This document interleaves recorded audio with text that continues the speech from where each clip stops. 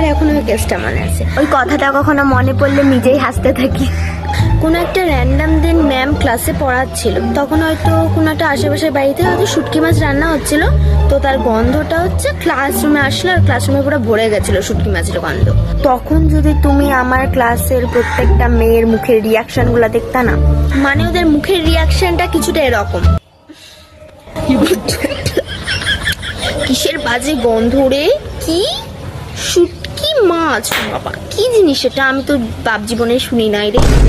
আচ্ছা মানে এগুলা জিনিসও খায় কেউ, নোংরা টোংরা জিনিস, বাবা মানে মনে হয় না ধরে চড়ায় এরাই, কিন্তু বাড়িতে বসে এগুলা শুটকি মাছ গান্ডে পিন্ডে কিনে স্কুলে এসে এগুলা নাটক মারে। তখন আবার ওই মুমেন্টে ম্যাম বলছে যে কে কে শুটকি মাছ খাও। বিশ্বাস করা যায় না, ক্লাসের 92 স্টুডেন্টের মধ্যে গুনে গুনে 5 জন হাত উঠেছে, তার মধ্যে আমিও একজন ছিলাম। তখন আবার আমাদের 5 জনকে দেখে ক্লাসের প্রত্যেকটা স্টুডেন্ট এরকম করে দেখতেছে আমাদের, যেন মানে আমরা ওদের বাড়ি থেকে এখন চুরি করে আসছি।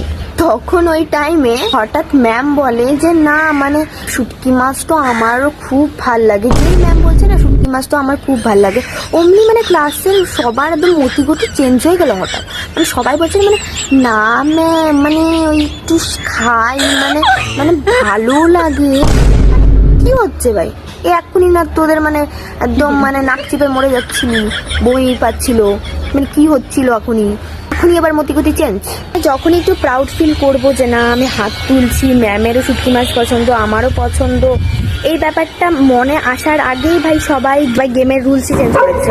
2 মিনিট আগে যে শুটকি মাছ মানুষ চিনতই না, এখন সবার ফেভারিট খাবার হয়ে গেছে ম্যামের ফেভারিট জন্য, মানে থাকবেই তো।